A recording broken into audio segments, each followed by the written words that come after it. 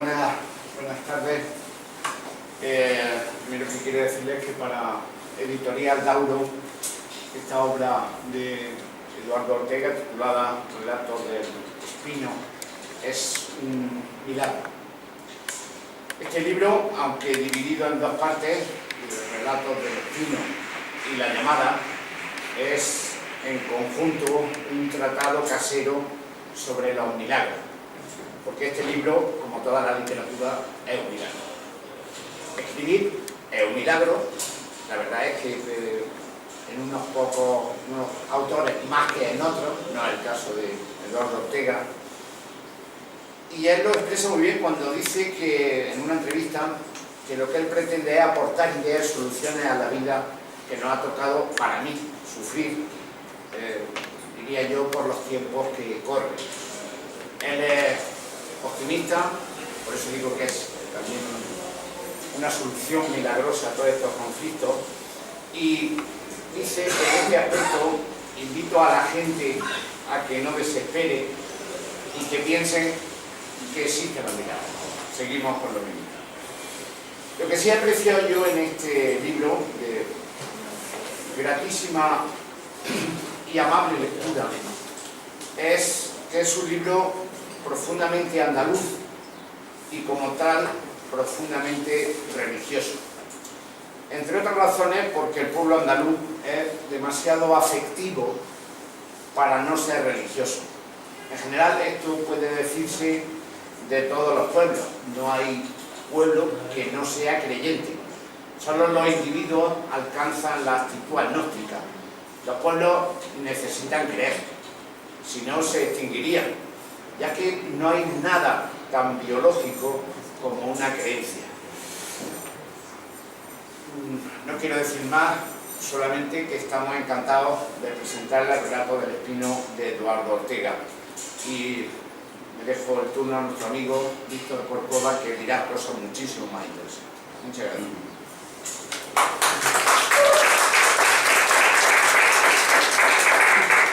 Espínola lo conozco desde hace, primero buenas tardes. Lo conozco ya desde hace también mucho tiempo, no tanto como a Eduardo, y me satisface, no sabía que estaba dirigiendo esta editorial, y veo que el que esté ahí él va a ser interesante y fructífero, porque es una persona muy activa y sobre todo muy innovadora. Así que te deseo mucha suerte. Es un tiempo difícil con la crisis, pero sin duda sabrás sacar adelante este proyecto. Mientras haya buenos autores, escribía fenomenal. Yo era lector, hacía páginas enteras y lo hacía de una manera muy directa, era muy crítico, te enseñaba a pensar. Toda la gente que insta a pensar me merece un respeto, como es el caso de Eduardo. Bueno, pues aquí estamos en una presentación más. Ya es el segundo libro, Eduardo, enhorabuena. Y estamos, pues esta tarde calurosa y en un emblemático lugar que para mí es importante. Porque siento el cariño, cuando yo llego de León, yo soy de León, a este emblemático lugar en busca de cultura y me acerco al centro artístico, ser un foco de cultura, no solo de letras, sino de ciencias. Es un centro aglutinador muy importante. En aquellos años, cuando yo tenía 20 y tantos, la verdad que hacía más apetecible vivir en Granada y residir aquí.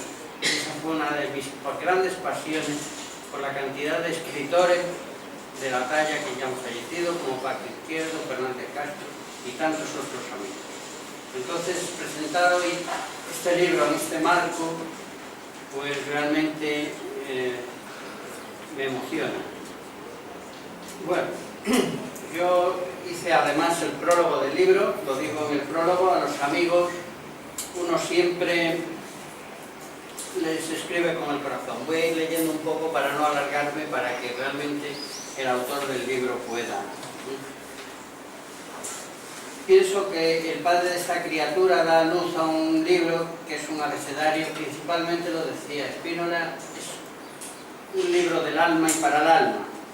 Aparte de esta amistad que nos une, que ya viene de muchos años, como ya dije, cuando éramos más jóvenes, y los sueños nos despertaban tantas inquietudes como horizontes, les confesaré mi admiración por las personas siempre que tienen ideas, que aportan ideas, y Eduardo era una de ellas. En este sentido hemos de reconocer que el pensamiento y la palabra son sinónimos y que nos ayudan sobre todo a un matiz muy importante que es el despertar. Voy a centrarme un poco en la obra. Esta no es una obra únicamente de palabras, es un manual de vivencias, de silencios, de explorar soledades y de dejarse cautivar por un diálogo vivo injertado en las páginas de unos silabarios, yo indicaría más que religiosos, sublimes, que transportan a otros horizontes. Obviamente el texto es sencillo, el texto habla por sí mismo y en ocasiones uno también desea rebatir al autor que escribe y entrar en diálogo. Ese es uno de los grandes méritos que tiene uno cuando coge un libro y no te deja indiferente o te aburre, que lo coge y lo deja y lo tira. No, es un libro, y más a mi edad, que no quiero perder el tiempo es un bien escaso, pues uno intenta explorar libros que merezcan la pena. El libro está dividido en dos partes, como decía, y nos interpela sobre todo entre sueños y unos paisajes irrepetibles. La llamada es una verdadera vía láctea, por ejemplo, a un paisaje de sensaciones vividas, soñadas o quizás reinventadas para hacer esa literatura genuina, apetecible de las que le hablaba. Con mucha hondura, el escritor con alma de poeta, en cada verbo conjugado, lo declaraba hace unos días, que él empezó como poeta, cosa que todo poeta que es puede ser prosis, puede ser una novela, no todo novelista puede ser poeta. Entonces, con mucha hondura el escritor, con esa alma de poeta, sabe encardinar textos, un paraíso de expediciones, de recuerdos y añoranzas, dirigiéndonos hacia unos aconteceres y llega incluso a presentar una especie de psicoanálisis de lo que nos quiere transmitir, donde confluyen principalmente lo que él es, de manera sencilla y honda, sobre todo esas cosas humildes con las que él ha habitado y cohabitado a lo largo de su vida. Sabe Eduardo que cuando no hay humildad, las personas se degradan, y él, lejos de degradarse, está en permanente cultivo. Como buen jurista, yo diría casi más científico del derecho, sabe sintetizar y, si quiere, trabaja siempre en permanente culto hacia esa cultura con mayúsculas, que es la cultura verdaderamente auténtica, la que cultivan las personas que, como él, aman la palabra y la hacen lucir. Sin duda, no he conocido cuando llego a Granada ninguna mente tan inquieta, éramos jóvenes, como la suya, tan preocupada por el intelecto como ocupado en cientos de tareas solidarias. Era un hombre muy solidario. Además, es un hombre comprometido con la palabra, buen hacedor de verbos y conjugaciones y aún mejor embellecedor de esperanzas.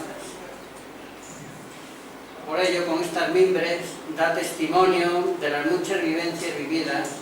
Como fiel cronista de su tiempo, radiografía un mundo diverso para extraer y solazar la vida, o la hace más apetecible y más a su manera también.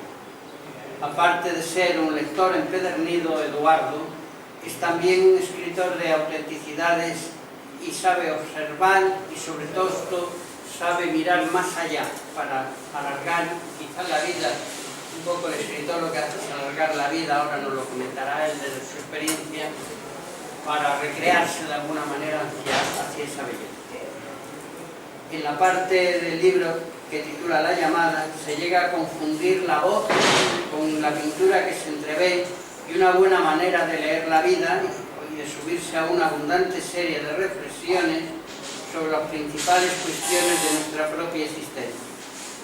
Asimismo, en Relatos del Espino, son los sauces y las hadas, los recogimientos y las canciones, los caminos y el universo los que se reencuentran con la experiencia de vivir, redescubriendo su dimensión profética, determinando lo que podríamos llamar lo utópico del bien que desde luego merece la pena reivindicarlo.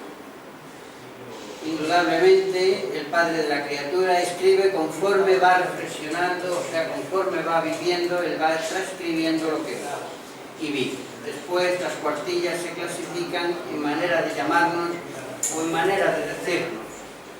Se trata, pues, de una obra simulada del milagro del Espino y de otros relatos que hablan del ser humano y de su hábitat, de un pueblo y de su naturaleza, de un vivir como una manera de pasar la vida, descubriendo y haciendo pensar que nada es lo mismo y que todo es capaz de trascendernos, sobre todo nos hace despertar en esa trascendencia en la que hoy vivimos en plena materialidad, con lo cual puede ser que personas tengan esa valentía.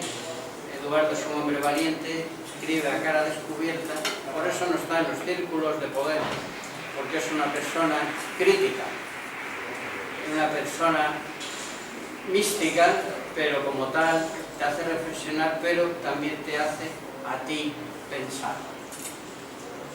En consecuencia, tiene el lector ante sí un volumen que narra caminos más que aventuras, que aviva la creatividad para abrirnos al entorno, lo decía, que te dice, y a nuestra propia existencia a través de una estructura discursiva fruto de la inspiración próxima para trasladarnos el sentido íntimo de las cosas.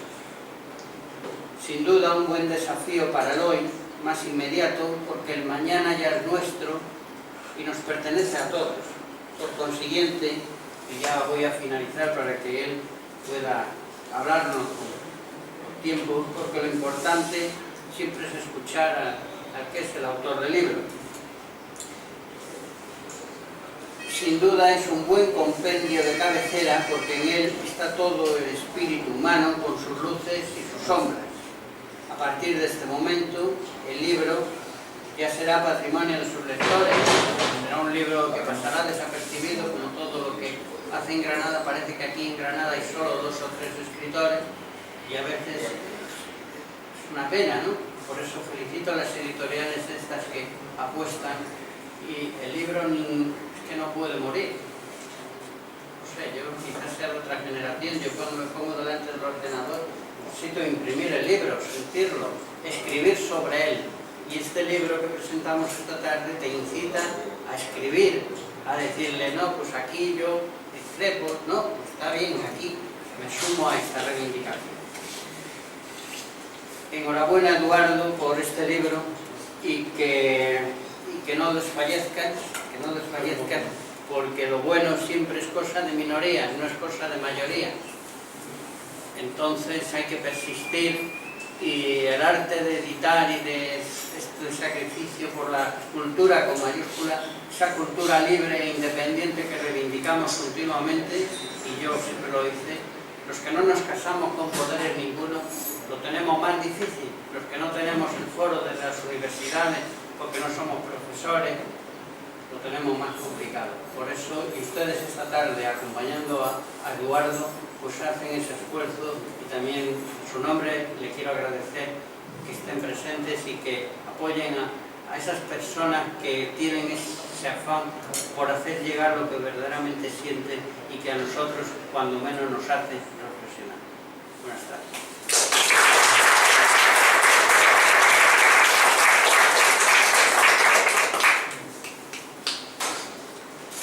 Yo ya perdón de entrar a hablar porque no hay micro fuerte.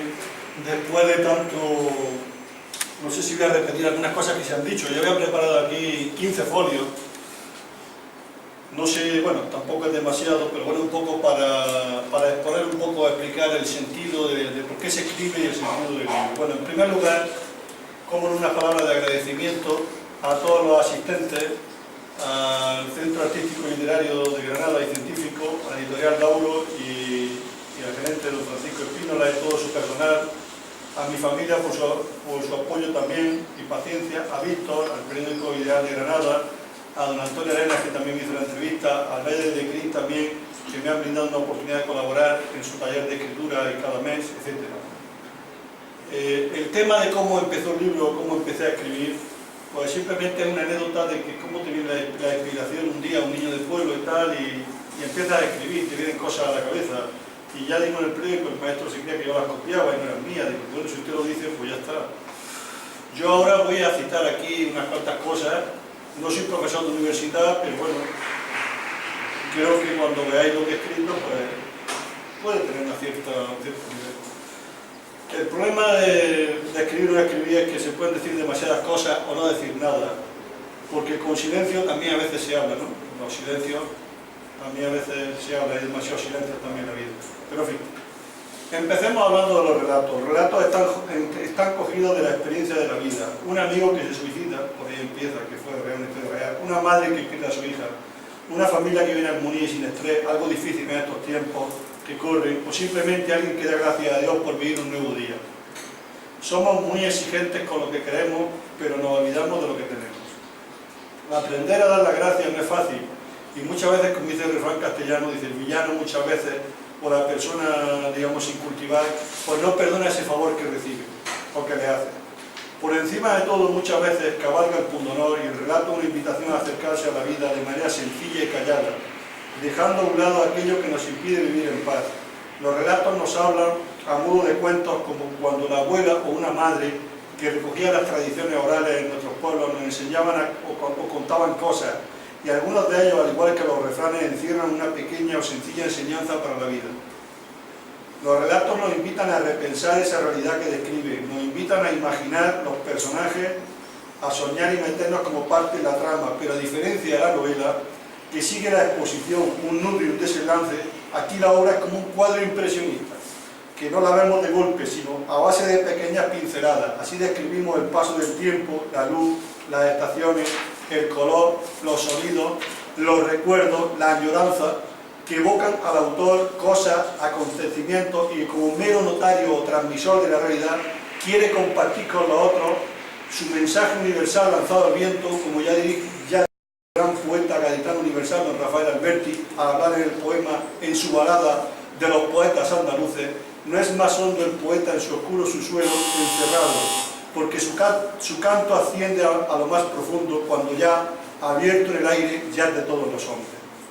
Y es ahí cuando ya el relato entregado al público, comunicado, asciende y se eleva, y es de todo y para todo. Es el sentido del escrito de comunión y universalidad hacia el mundo lo que le hace trascender. De otro lado, también abordo los relatos y sus figuras literarias. Sobre todo aparecen contrastes a modo de sinestesia, de colores, sonidos, imágenes que evocan realidades cotidianas pero dibujadas de manera poética. Porque también en los relatos, en la prosa, hay lirismo y poesía, pero eso ya lo dejo para el lector, para que conozca y profundice en la materia. Las paradojas, los recuerdos y sobre todo analogías, alusiones, los arquetipos de algunos mitos, las connotaciones y denotaciones invitan al lector a diferentes tipos de lectura de la obra, sobre todo en la segunda parte más extensa, la llamada. También son importantes los paralelismos y contrastes, las imágenes y metáforas, así como cierta alegoría de fondo en ese canto universal a la naturaleza, a los árboles y a las plantas, a las criaturas, y ese brindis u ofrecimiento de invitar al lector a compartir y a degustar el libro con la vida. Los relatos y su hermenéutica o interpretación. La primera interpretación de los relatos en cuanto al modo o modos de entender la vida y qué nos quieren decir, nos plantean, pues, digamos, interrogantes, como ha dicho Víctor, ¿no? Y también se retroalimentan o se complementan unos a otros. También es importante el trabajo de cómo se construye un libro, ¿no? Y las fases, simplemente, que no quería ser reiterativo, pero para mí resulta casi más difícil editar un libro que escribirlo. Pues lo digo por cómo se estructura, cómo se diseña, la portada, las correcciones, la maquetación, la publicación, el registro del ISBN, el contrato editorial, en fin. Es un tema complejo, ¿no?, el editar un libro. Y quizá lo más difícil, y la moda y el marketing, y editar un libro, pues de entrada, pues ciertamente que le suele costar dinero al autor, salvo que era algo extremo. Bueno, algún otro detalle quería yo también en cuanto a la portada. El significado de la portada no es exactamente la corona de espinas de Cristo, aunque también puede simbolizarlo, sino también simboliza al espino como un árbol mágico de las culturas nórdicas, donde donde se cree que viven también en el espino los seres del aire esféricos, como son las hadas. Eso es lo que quería un poco simbolizar, aparte de la dimensión cristiana. De otro lado, ¿qué temas trata el libro? El libro trata, la estética del libro trata el sentimiento de lo bello y lo sublime, que es lo que cualquier escritor experimenta. Y los contenidos, por supuesto, de un lado son la espiritualidad, por otro lado la experiencia de Dios. La fe como algo que hay más allá, algo que trasciende o que lleva al ser humano a tratar de responder las preguntas que ya el filósofo Emmanuel Kant decía que todo hombre se plantea: ¿qué puedo creer, qué puedo hacer, qué puedo esperar? O sea, en Kant decía: ¿qué debo hacer, qué me está permitido esperar, qué es el hombre y qué puedo conocer? En cuanto a los contenidos, parte del libro es una alegoría continuada del hombre que se refleja en los pasos de su camino por la vida.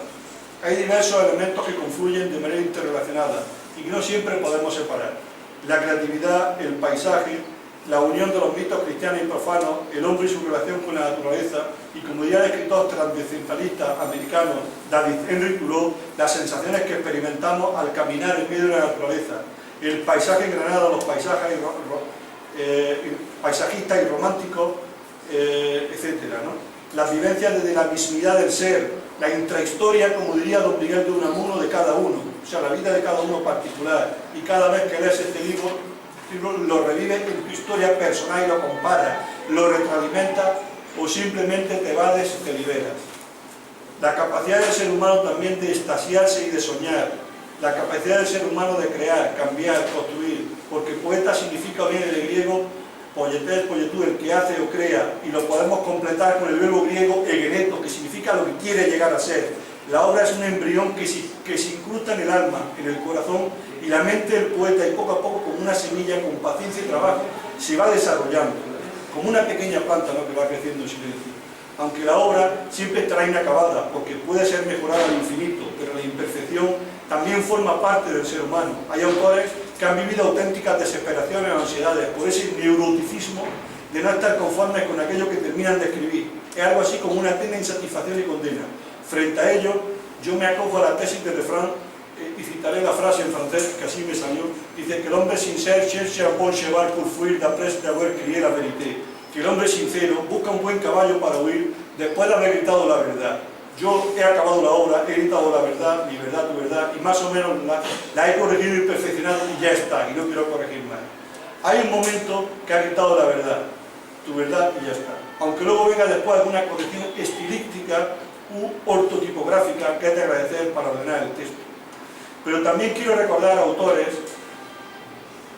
como el mexicano y premio Nobel Gabriel García Márquez, en su obra El coronel no tiene quien le escriba, que a mí me plantea cómo hay obras donde había páginas de 2, 3, 4 y 5 páginas de palabras enlazadas que nunca terminaban la frase, y solo había alguna coma y nunca un punto y aparte, lo cual no deja de ser un prodigio digno de estudio, y nos enseña que a veces el texto largo encadenado es un estilo, como también puede aparecer en algún caso el relato del Espino.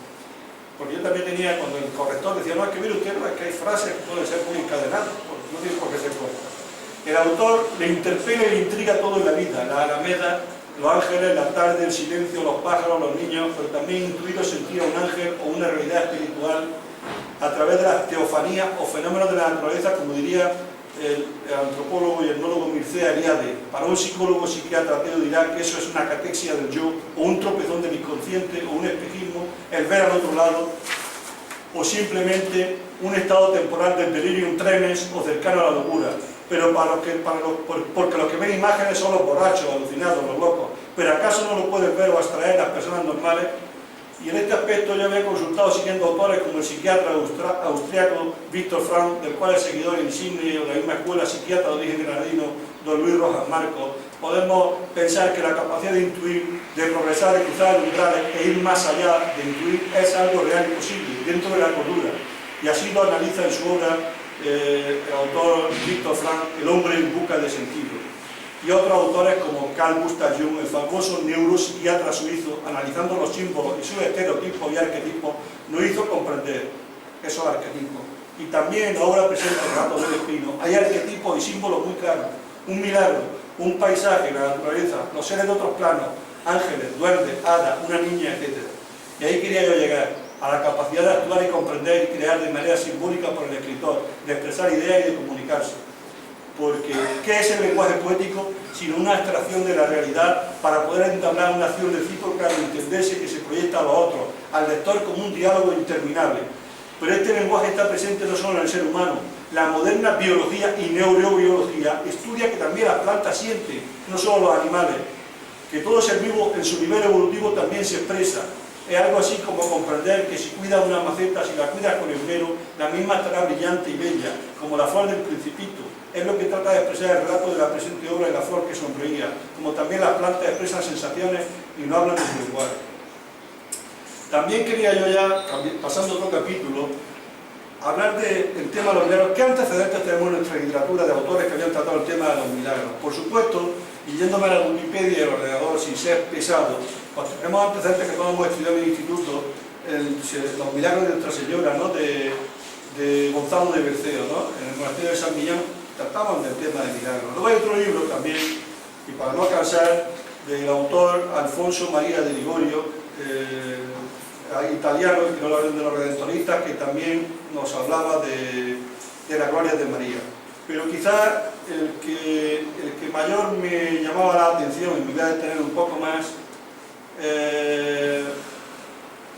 bueno, tenía que decir que los milagros eran de dos tipos, uno especial y otros generales también. Bueno, el deseo había cogido los generales, pero bueno, me quería detener más en el libro de Víctor Hugo, Nuestra Señora de París, que también aquí, como sabéis, trata también una especie de milagro, una historia donde, y ya se breve, Esmeralda, una gitana, y Quasimodo, el jorobado sordo, y Claude Frollo, un archidiácono en el París del siglo XV. Y todos estos elementos, pues, en el país, en el ambiente renacentista, de amores imposibles y personajes marginados, un final trágico, que hacen de la obra un modelo de los temas literarios del romanticismo francés.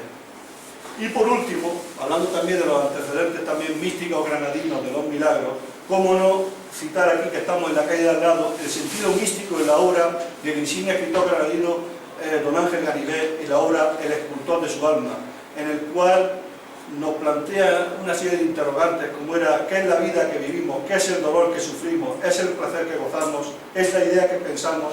¿Es la ilusión que fingimos?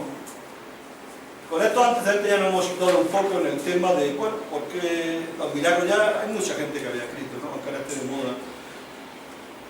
Siguiendo lo anterior, la siguiente cuestión que yo planteo también en la primera parte del relato del Espino hace referencia, por tanto, a la existencia de los milagros, de lo sobrenatural, que está a nuestro lado, porque un milagro no solo es algo inexplicable por la ciencia, sino también un con o punto de cambio, es creer en un mundo mejor, es sobre todo negarse a no ser atropellado por la media verdad, que es peor que la mentira, o a no ser manipulado por una sociedad meramente material y consumista. El libro narra un milagro apócrifo o novelado similar que ocurrió el 9 de abril de 1906 en Chauchina, una mujer del pueblo de Chauchina, doña Rosario Granados Martín, que fue visitada, según se ha investigado, por la Virgen María. Y luego surgió toda la tradición y la ermita de Nuestra Señora del Espino, la fiesta del día 9 de abril, su devoción, etc. Por todo ello, el libro, en la primera parte, lo que narra es como un acto de adoración y agradecimiento a Dios, a la Virgen y a sus ángeles, porque ayuda al ser humano que tiene fe frente a las dificultades.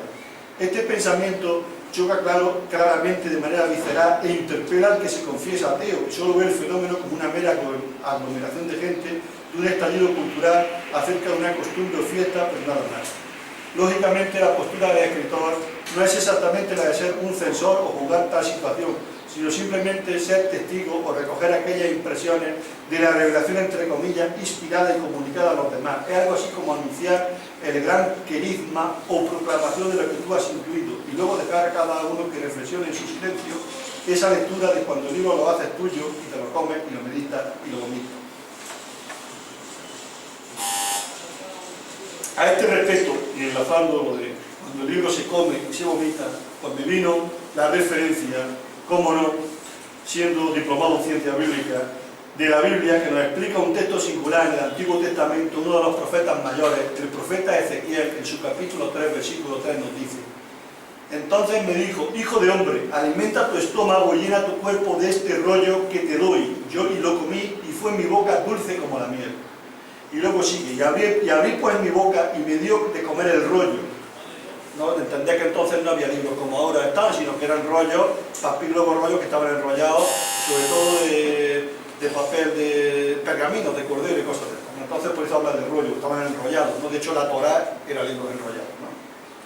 Entonces, abrí pues mi boca y me dio a comer el rollo. Entonces me dijo: hijo de hombre, alimenta tu estómago y llena tu cuerpo de este rollo que te doy. Y lo comí, y fue en mi boca dulce como la miel.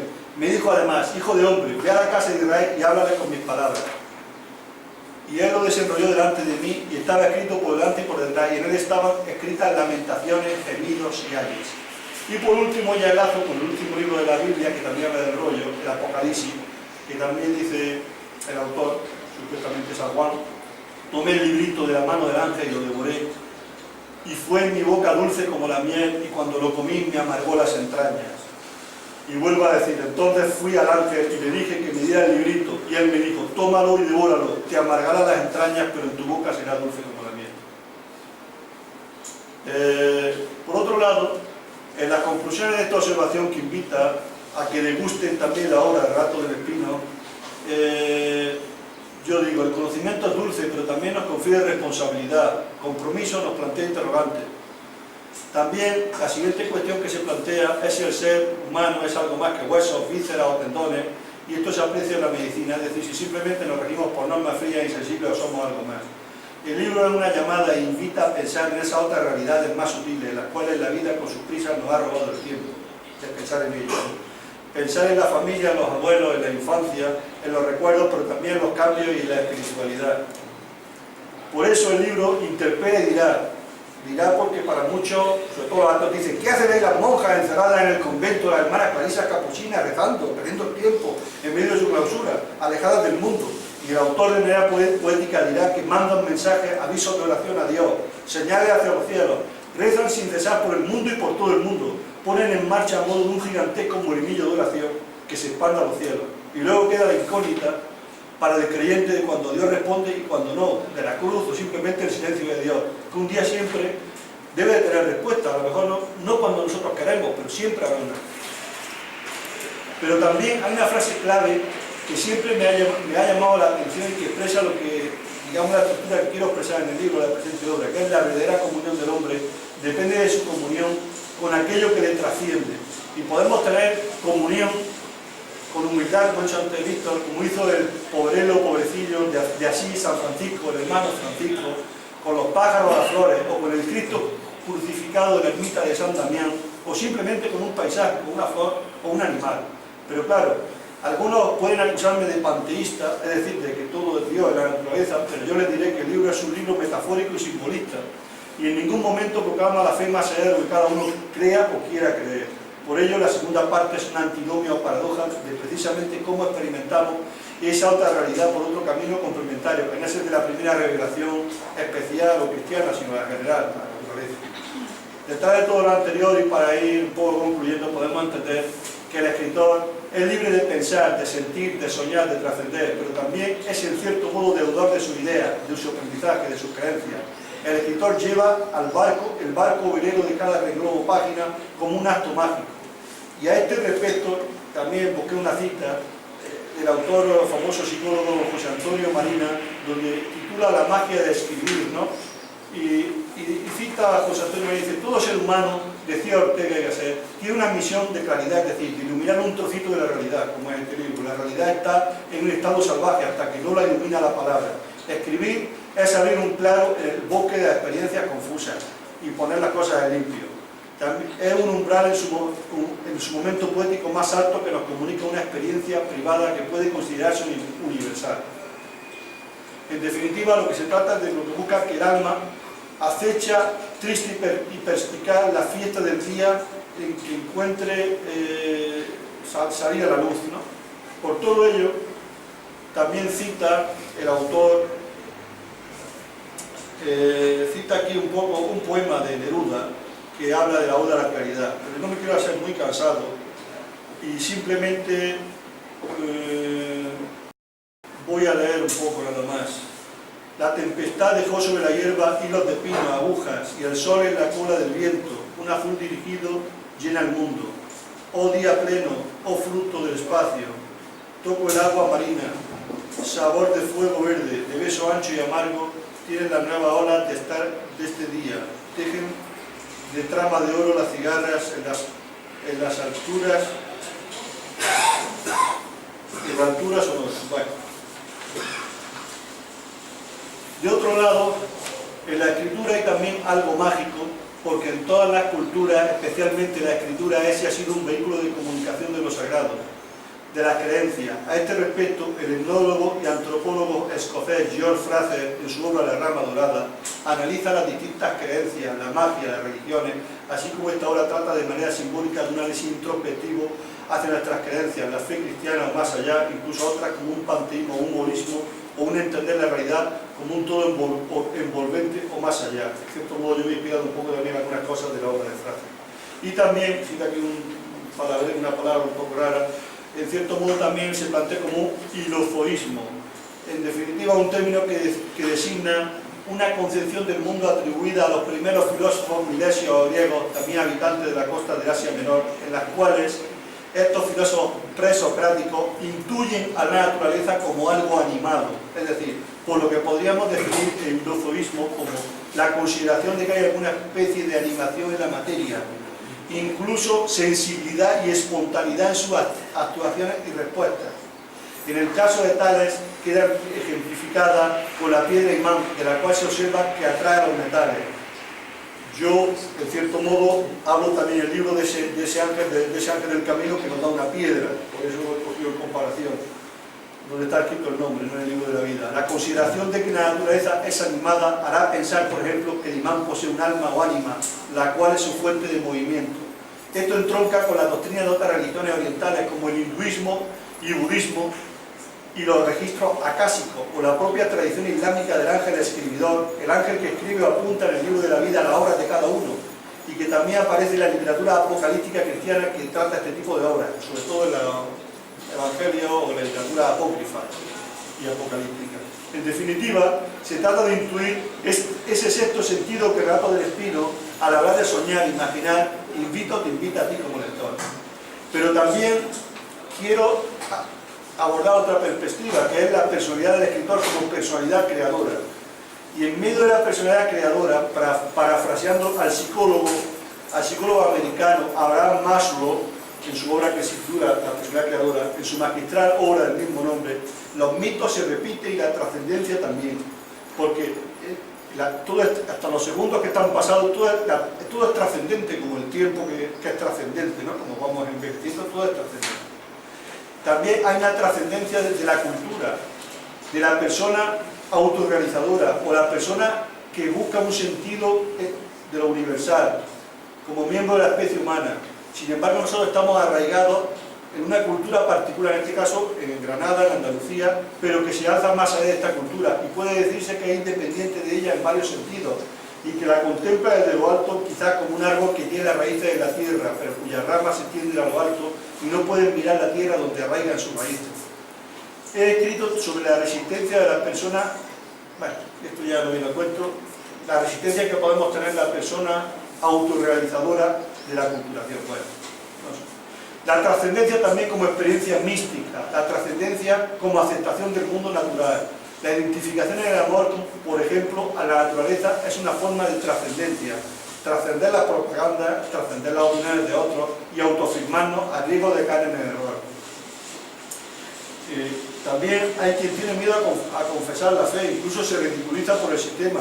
Parece ser que el buen escritor, como ya ha dicho Víctor, entiende si la ironía o paradoja, tiene que ser, y perdónenme algunos, si se ofende gay, comunista o ateo, si no es tal, pues entonces parece que no es buen escritor, perdón la expresión. O si no es agnóstico, escéptico o duda de todo, o no está con el sistema, o no apoya al sistema, o es crítico. No olvidemos que tan perdido está el que no cree en nada como el que cree en todo y va detrás de una ilusión y luego otra y otra. Y así se pasa la vida en un puro espejismo. Y sobre todo, la tristeza de no tener esperanza ni horizonte. En cuanto a las dificultades, también está esa libertad de crear o escribir, no está exenta de tropiezos y dificultades. La mayor de todas es esta sociedad moderna de la prisa, que nos impone demasiadas obligaciones y que hace que andemos distraídos. Lo peor para la creatividad es la dispersión y la falta de concentración. De ahí la necesidad de la persona que quiera crear, que necesita de retirarse y en cierto modo de La escritura es una oración del alma que se queda en el cuaderno plasmada. En definitiva, la percepción de una visión profética del futuro, de cambio que interpela nuestra vida. Aunque también hay quien tiene la facultad de escribir en un café o en el bullicio de la gente. Y ya para ir concluyendo, ya me queda muy poco, como diría el insigne escritor y fallecido también don José Luis San Pedro en su obra Escribir es vivir, citaba yo la frase esta que de la estructura económica que decía, que yo la he aplicado aquí, dice que en la vida, la economía, lo que no cambia es la estructura, lo demás es coyuntura. Esto aplicado a la economía, a la sociedad. También puede ser aplicado a cualquier obra, con su estructura, sus capítulos, sus temas, como una novela, exposición, nudo, desenlace, como una tesis, antítesis, síntesis. Así es la obra y el resto de lo que le da la diferencia y la cualidad. Y es esa coyuntura la diferencia, es como el autor ha trabajado con mayor o menor maestría en lenguaje, la figura literaria, los personajes. También su sensibilidad y acercamiento y amor, porque deben de darse las dos condiciones para el posible éxito de una obra literaria. Una buena estructura ordenada, pero también que aborde de manera integral esa coyuntura que trata de describir, explicar, compartir, narrar, contar, y que le hace diferente, y cómo no, el amor del autor a su obra. Y para terminar, una frase en latín, cómo no, post scriptum, después de lo escrito está, y esta obra, una vez presentada en el registro de obras de ISBN, ya es de todos, del público y para siempre. Y lo bueno y positivo de la obra es que aunque el autor muera, perpetúan de alguna manera su presencia en el tiempo y le hacen también cómplice de su época y notario de la historia y testigo de su tiempo. Y eso es un honor y un privilegio, porque si volvemos a Cervantes, ¿qué hace sino el autor del Quijote sino reflejar y adaptar en su magnífica y magistral novela de caballería a toda la sociedad de su tiempo y de paso criticar o aportar ideas de cambio? A mí siempre me han llamado la atención los consejos de Don Quijote a Sancho y sobre todo la duplicidad, la forma de ver el tiempo por el Quijote idealista y por Sancho más realista. Esto también de alguna manera ocurre en los relatos del Espino. Hay como dos visiones, una la del tiempo realidad presente y otra la realidad que se proyecta o soñada, que trata de darnos o comunicarnos una enseñanza para la vida. Por tanto, el libro, estimado amigo, no puede dejar indiferente, incluso te hará sentir protagonista de sus pequeños temas, que unidos forman un puzzle de imágenes, evocaciones y recuerdos.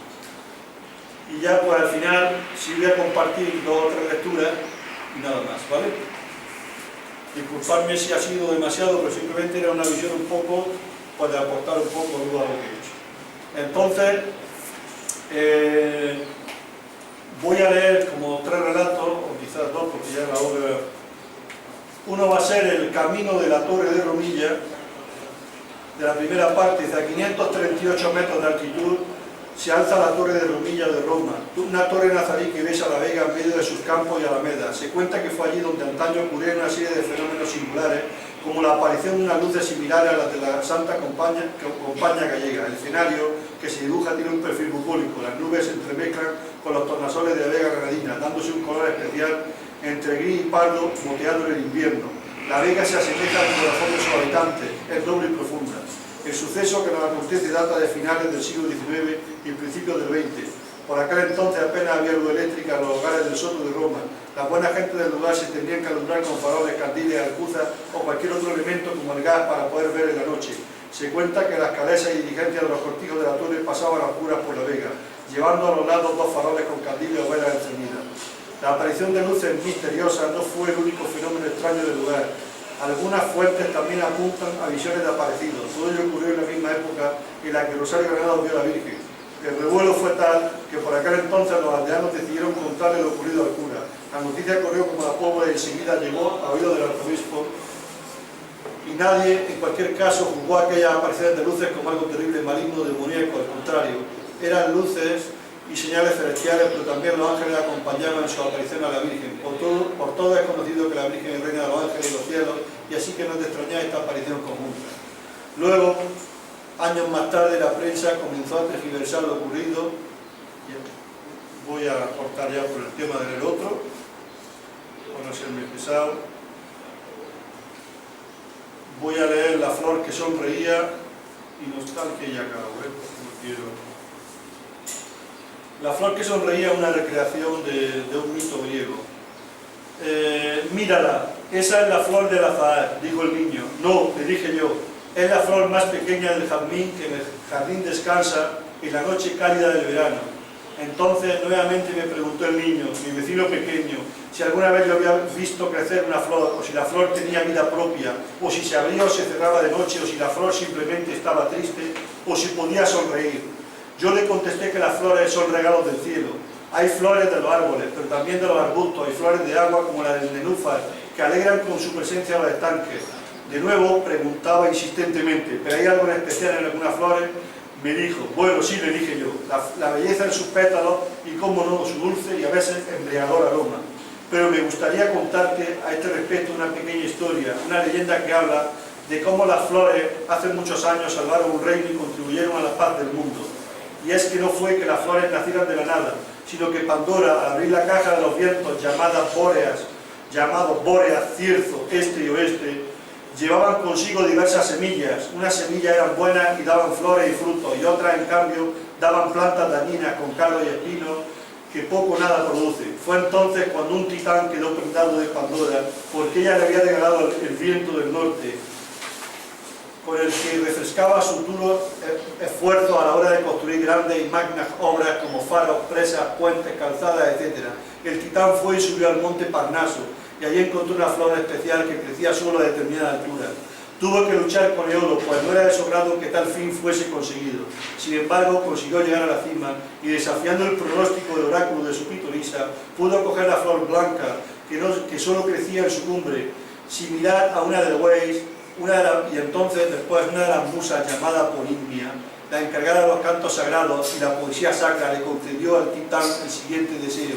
Todo el que de buen corazón y ánimo contemplase dicha flor tenía la posibilidad de que ésta le sonriese. Por todo ello bajó el titán del monte Parnaso y se apresuró a entregar a Pandora el preciado don, y pudo comprobar que esta flor nítida y espléndida, blanca y nacarada, que brillaba con el sol, sonreía a todo el que la miraba con buen corazón. Así pudo Pandora, a pesar de haber soltado los vientos y males en el mundo, compensar con esperanza y examinar a cada mortal que se acercaba, si era con buenas o malas intenciones. Si eran buenas, la flor sonreía, y si permanecía indiferente, era signo de mala suerte. Y ya por último, voy a leer otro fragmento que es Nostalgia, y el fin del libro ya acabaré. La nostalgia.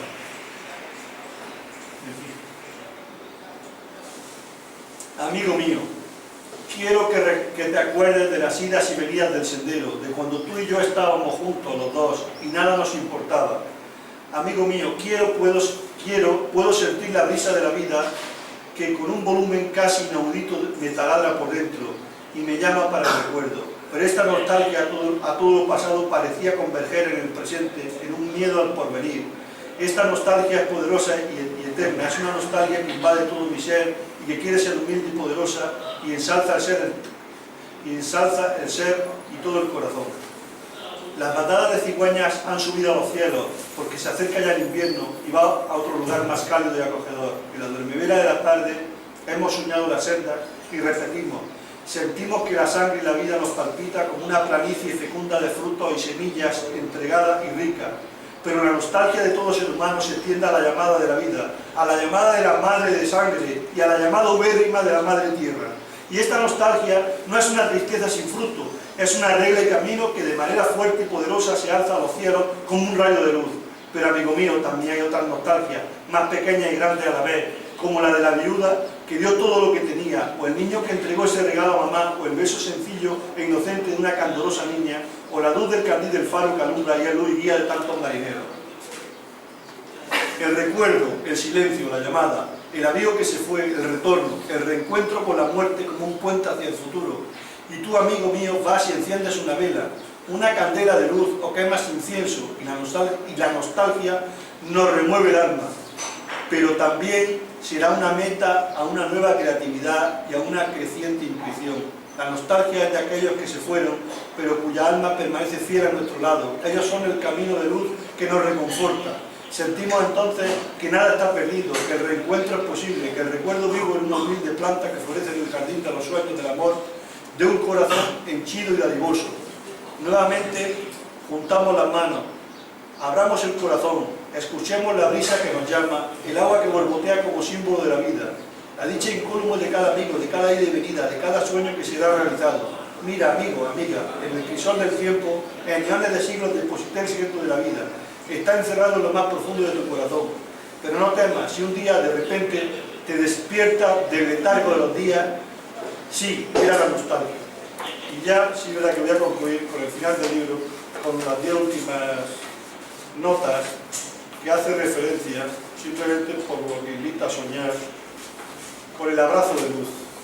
Son 10 líneas, no quiero tampoco hacer más pesado, donde hay un diálogo, ¿no?, entre el autor y la niña. Dice: ¿pero podemos claramente volar?, preguntó la niña. Sí, podemos volar con nuestra imaginación creadora y así recorrer el mundo, porque podemos ser sembradores de sueños, de ideas e ilusiones.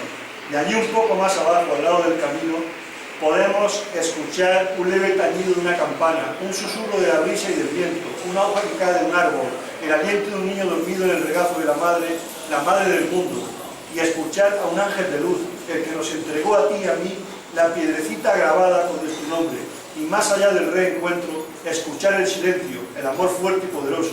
Esa es claramente la llamada. ¿Sabes, amigo mío?, dijo la niña, se lo diremos al viento. La verdad está en el viento y él llevará de acá para allá, de arriba abajo y viceversa, esta llamada inspiradora al amor, y sembraremos nuevas flores de amor cada otoño que nacerán frescas y lozanas en la primavera fecunda de los días. Pues muchas gracias.